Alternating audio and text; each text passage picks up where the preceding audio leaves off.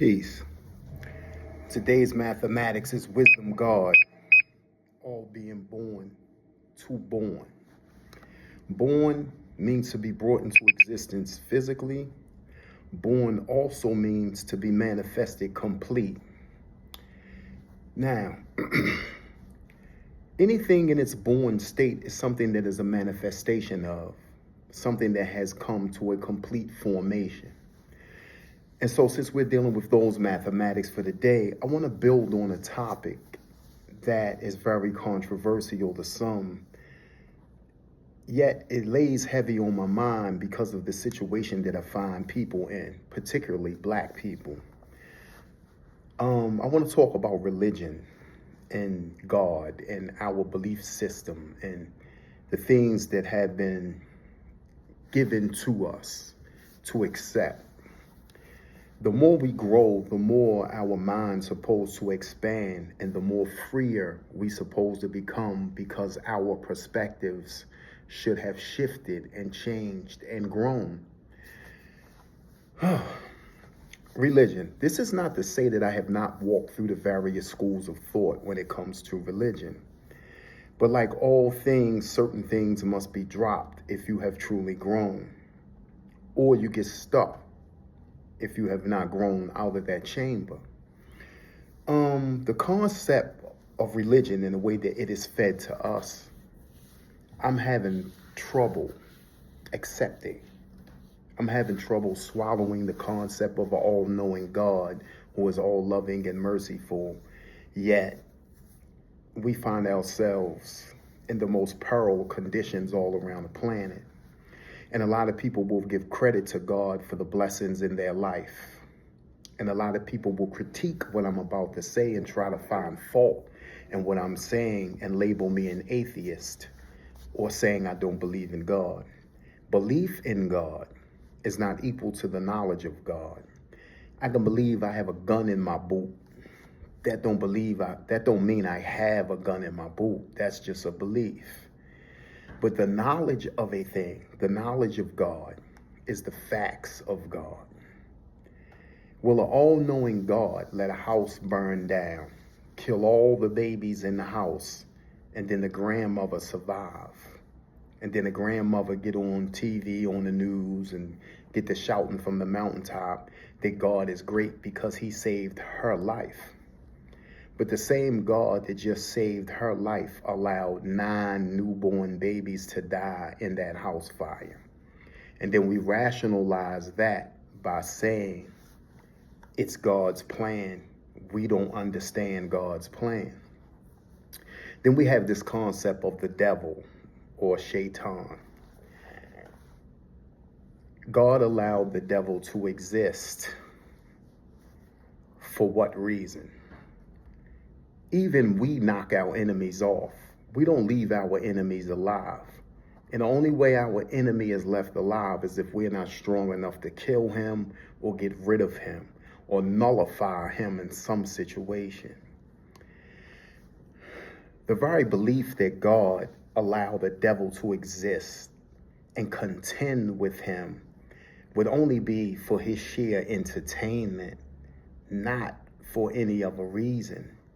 For the simple fact, why would I allow a rival to exist that's going to throw temptation, pain, heartache, murder, disaster, and things like that at my very creation that I created? Not only that, if God or the devil, per se the devil, didn't create itself, then God is responsible for creating a monster or a demon or something so evil that it would crush man and never get rid of it. You would leave it around so it could contend with you for eons, as if you're not the all-knowing and the all-powerful. You didn't know that this devil would betray you, because religion gives it to us like, oh, Shaitan was a beautiful angel at one time, and or he wasn't always what he was, and he turned on God. And okay, God, who's supposed to know everything, didn't know that that was going to happen. And since he knew, and he sat back and let this dramatic play out, then it makes me question, are we following a script that was written by people for us to have something to believe in, something to follow? Now, this is not to say that religion doesn't have its benefits, because it does. For those who are not strong enough to get off of drugs, for those who are not strong enough to do things on their own, this is a very powerful, organized body of practices that can help people. But to give the credit to an all-knowing God who is all loving and all merciful, I can't stomach that. That's a meal I can't swallow. When I look at the world, when I look at all the atrocities that's done to young women, all the rapes, all the senseless murders, all the things that I've done, all the things that my homeboys have done or my friends have done, just growing up to survive, makes me question that. And so my question is, are we following something that was handed to us and programmed for us to accept hook, line, and sinker without questioning anything? And if we question these things, we're called hypocrite, we're called kafir, we're called every dirty religious name in the book just because it's certain things that you can't explain. You know what I'm saying? Muslim brother tell me you can't do this because the jinn. You can't do that because the jinn. When you sneeze, you got to do this because the jinn. If you put your shoes a certain way and they not lined up a certain way, you're allowing the jinn to come in. Every other word out his mouth was about the power of the jinn and what they were going to do. Never once did I hear the protection of Allah. Never once did I hear that God was going to protect me from these jinn. I just kept hearing how powerful the jinn was, and when you curse, the angels leave your side and all this shit. Okay, cool. So what about the people who have never uttered a curse word in their life? Were the angels by their side when bullets flew down upon them? And what about the very questionable acts that these prophets themselves had committed? You know what I'm saying? King David was a mighty warrior for God. But King David also put a soldier on the front line so that he could keep that man's wife while he sent him off in war so he would die. Yet you still consider Dawood or David a prophet of God. He still holds the title of prophet of God. Moses traded his own daughter because a man wanted to do work for him. So he told the man, if you work for me for 7 years, I will give you my daughter. Like, really? You just bartered your daughter for a man's physical service for you? Nah, I'm not overstanding that. And I'm pretty sure I'm going to lose a lot of so-called friends and a lot of so-called homeboys because of this. But what about all of the things? The Nation of Islam was peace. Wonderful thing for the black man. But there's a lot of things that the Honorable Elijah Muhammad done that is questionable. It's a lot of things that Malcolm X done that were questionable. This is not to take away from the greatness of these men. I just think that whenever you set somebody up as your religious leader, you're setting yourself up for failure. When you look at the Jehovah's Witness and all of these organizations that have put all of these things together, and the world has gotten worse. When you look at Prophet Muhammad and how young his wives were and how young they were when he consummated these marriages, and his hadiths that support him marrying Aisha at an underage, but yet he's still looked at as a wonderful and powerful prophet. And this is no disrespect to my brothers who follow that religion and that way of life, but we need to understand there's certain things we just accepted hook, line, and sinker. You know what I'm saying? And we need to really tighten up and let things go that are holding us back from our growth and our development. Look at slavery. You talk about karma and you roll off the new age wisdom that don't worry about it because they're going to suffer karma for what they done to us. They not suffering no bad karma. And if the devil exists, he's been winning for a long time. And then you preach that after all this hell is on earth being raised, that when I die, I'm going to go to hellfire and suffer some more, as if the devil or Shaitan hasn't been ruling on the earth.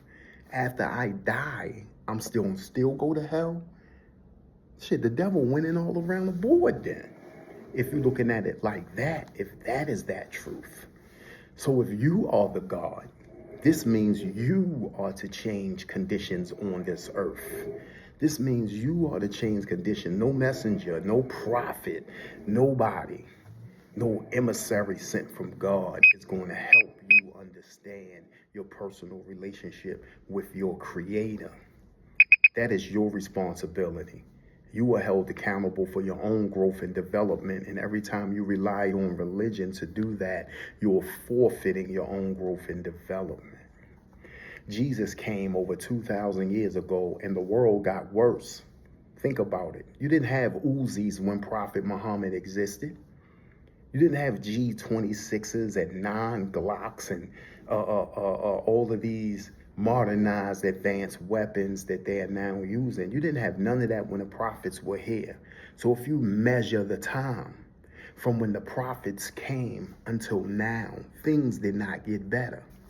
You didn't have the gay boom. You didn't have this many young girls getting raped. You didn't have this many world wars. So from the time that Jesus, Moses, and all of these prophets walked the earth, things have gotten worse. They haven't gotten better. You got a man that can take water and put it in a bottle and sell you water like he created the water. You got somebody that will create financial debt and have you going crazy trying to pay it back for the rest of your life. Can't get no peace of mind on this plane of existence. Everywhere you look is famine, is women being abused, is children being molested, people are being murdered. We got wicked presidents, we got wicked politicians, we got wicked school teachers that are touch your children, and wicked babysitters that'll beat your baby until they die. And God is not present in any of these events. And every time you question that, the first thing they say, don't question God. Well, if God's supposed to know everything, then shouldn't God be the one that I can question? So you do the math to that, do the knowledge to that, and we're going to build on that soon about religion and these world tranquilizers that they have injected into the consciousness of the people. They have put blinders on us where we can't see anything outside of what our religion teach. Even if your religion has led you nowhere, you still choose to follow it. So build with me on that. And a lot of people are going to have an issue with this topic, but this topic is going to be an ongoing one. Let's talk about it. Let's discover what or who God really is, or is not, for that matter. Peace. The God I count.